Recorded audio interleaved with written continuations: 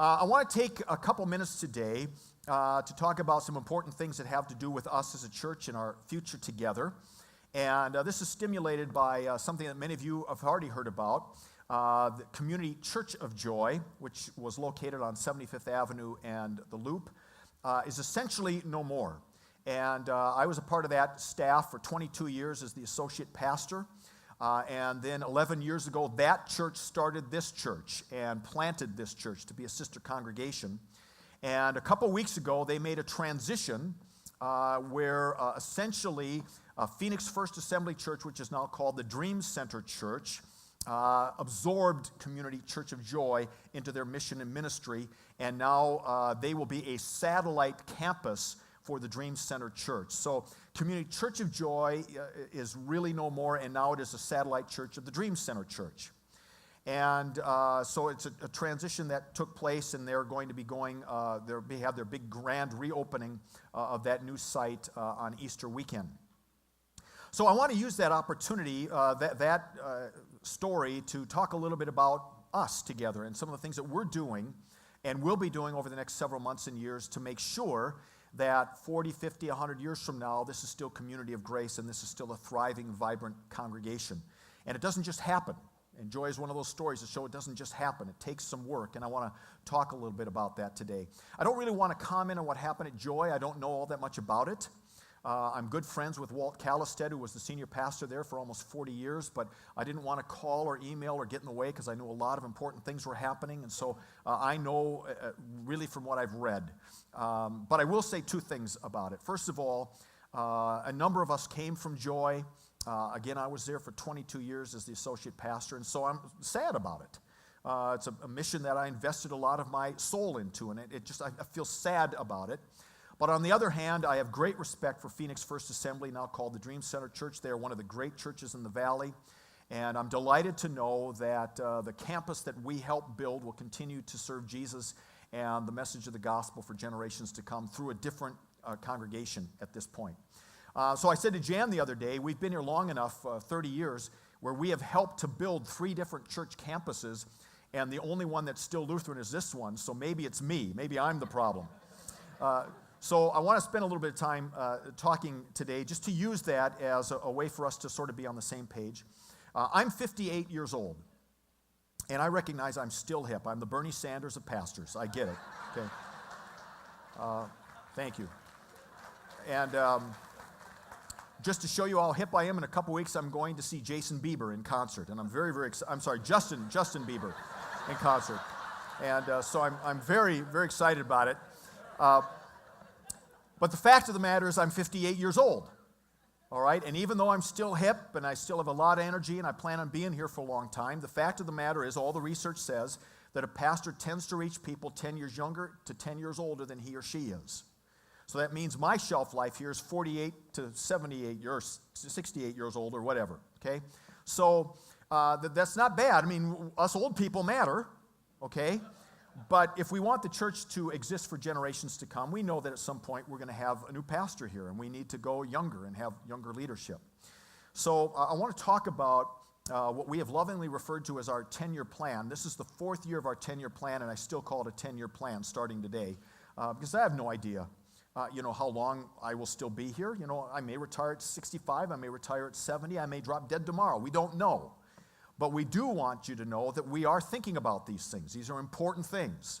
And again, they don't just happen. And if you think they just happen, then you have situations like we had with the Crystal Cathedral and Schuler's Church that kind of imploded. And I just read, how many of you come from the Minneapolis-St. Paul area? All right, some of you may know of the church, North Heights Lutheran Church. This is their last weekend. That church went through a church split. And so these big mega churches like Joy are finding it very difficult to transition to the next generation. So we're doing some very proactive things. I want you to know what those things are. So basically, there are 3 things that it's going to take for us to transition and make sure that we continue on as a church. First of all, we need to be crystal clear on who we are and who God has called us to be. Now, we're clear on that. We have a mission statement. Our mission statement is to follow Jesus on the bold, reckless adventure of grace, starting in the home, in partnership with the church, out into the world. But if we're going to pass on this mission from generation to generation, we really have to be very, very clear in writing, not only what our mission is, our values, our priorities, all of those things, and put them in writing so that from generation to generation, we'll always know what God has called us to do. Organizations drift easily. And organizations don't drift by making some big change all of a sudden. It happens incrementally. If you're on a cruise ship and that cruise ship gets off by just a millimeter, 2 weeks later you end up nowhere, right? It wasn't a huge left turn. It was just incremental shifts of mission drift. And so we have to protect ourselves from that by getting it in writing.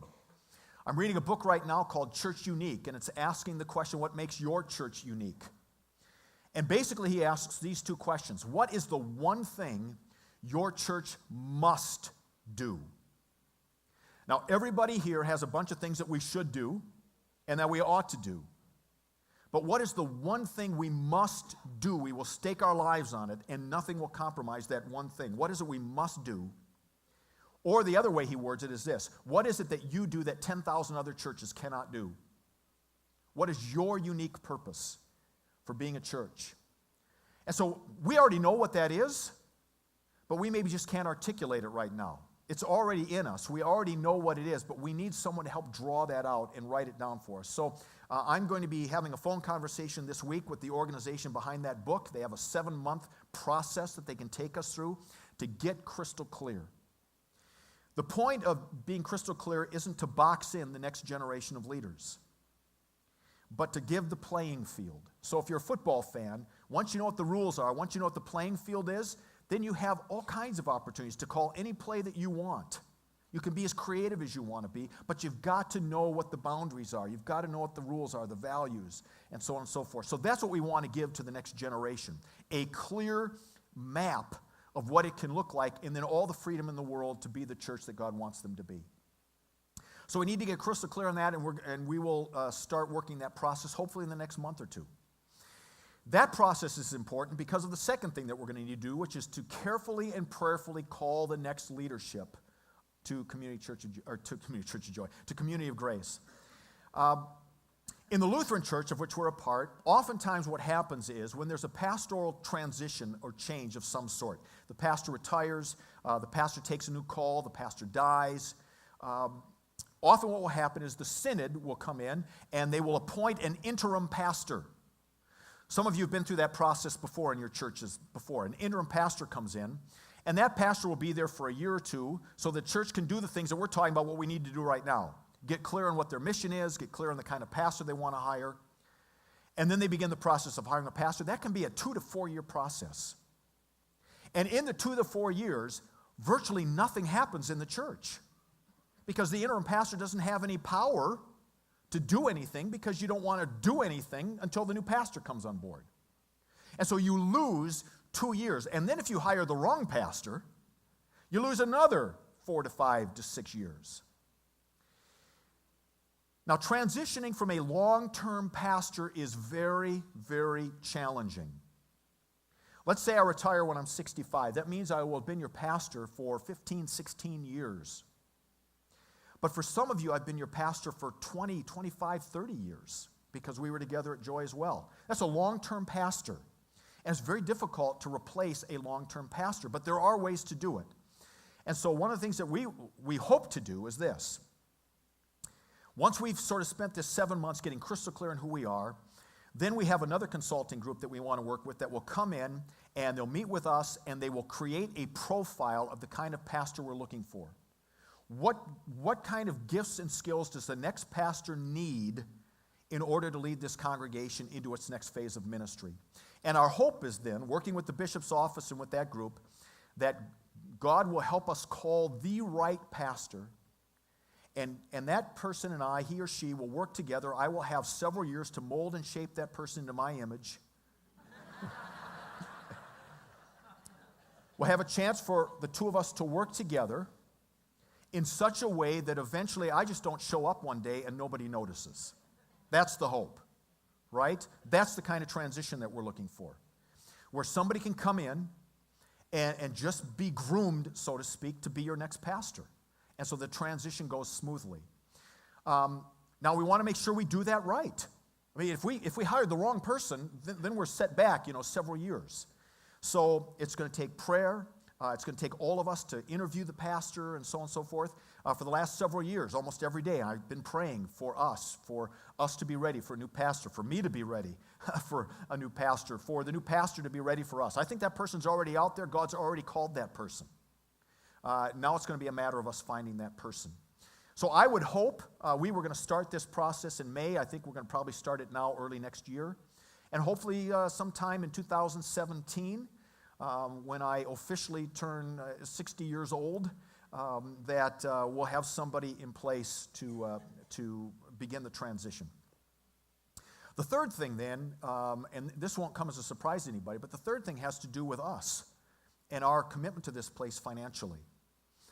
When I look at what happened at the Crystal Cathedral, when I look at what happened at Joy, when I look at what's happening at North Heights Church, and a lot of churches that don't make it, there are a lot of reasons why they don't make it. There's mission drift, there's leadership challenges, but one of the things has to do with the commitment of the people to give to the church.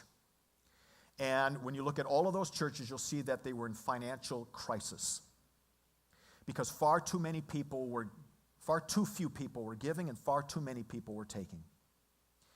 It used to be that in the average church, 20% of the people did 80% of the giving. Today in the average church, 10% of the people do 90% of the giving, and it's giving even smaller, 7%. That means that in the average church, and our church is fairly average, there are very few people who are carrying the full weight of this mission and ministry.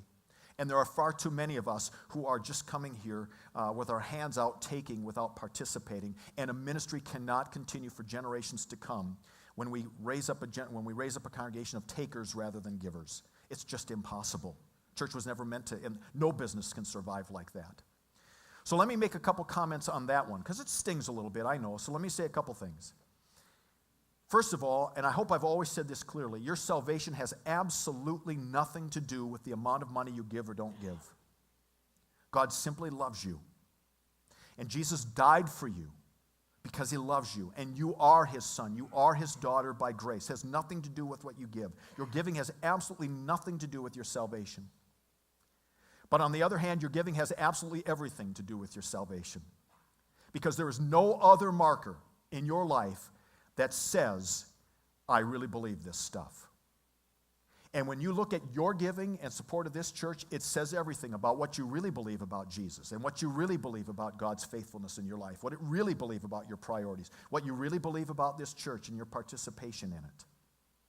And so if you love this place, if you are a follower of Jesus, if you want to see this place not only serve you and the needs of your family and friends, but be here for generations to come, then all of us are called upon to participate, to trust God with our giving, and to be fully engaged, not only worshiping, but giving and participating and growing and serving. That's the only way a church can last for generations and generations to come.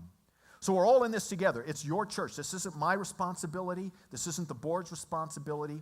This is something we all do together because we care about this place and because we care about bringing grace to the world. So over the next several months, we are going to be very diligent about ensuring that this place is always community of grace for generations to come. And so we're going to go through the process of really getting crystal clear on who we are, and many of you will be involved in that. We'll all be involved in the process of choosing the new associate pastor when that time comes. And we'll all be involved in supporting this place through our prayers, our participation, and our giving.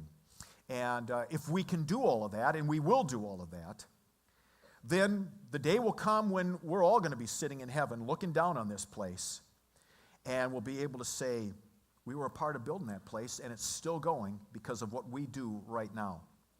So we had a very significant time in our lives 11 years ago, coming up on Easter, when we started this place. It was a bold, reckless act of faith. And here we are 11 years later, and now we're in a second phase of our mission and ministry, and this is really crucial. This is just as important as starting the place, and that's getting ready to hand leadership off to the next generation. So for those of you who are thinking, oh, Tim's getting ready to leave, I'm not getting ready to leave. I'm still working out. I'm keeping my brain as fresh as I can. I still love my wife and my kids and my grandkids. I still love you. If I had my choice, I'd be here. I'd preach one day when I'm 98 years old and just drop dead in front of all of you, and it'd be a good thing. That's what I'd love to do. But we know that's not going to happen, right? I'm not going to be here forever, and my responsibility as your pastor is to lead you now through this transition of making sure that we're here for generations to come. Are you with me? Huh? Raise the hands. You in it? All right, then let's do it. All right.